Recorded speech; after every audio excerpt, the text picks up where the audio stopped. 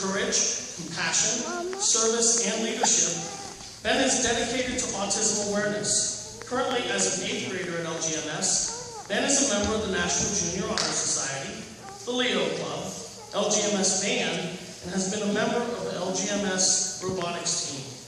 His works outside of school are what has really caught the attention of those around him. Ben is a soapbox derby racer, and he designed the new logo and t-shirt to be sold as a fundraiser for the 15-16 season.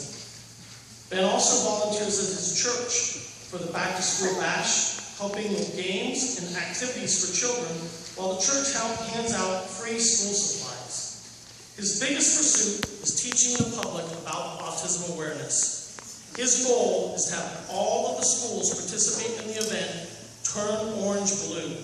By the time he graduates in 2019.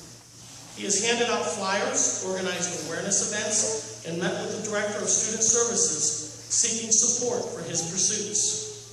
Ben has used his own time and efforts to help spread the word about autism in order to educate others by writing letters to local newspapers, handing out flyers, and talking to business owners about his efforts. Ben definitely has the courage to stand alone, if need be, in order to educate and support autism awareness and education. Benjamin Corner.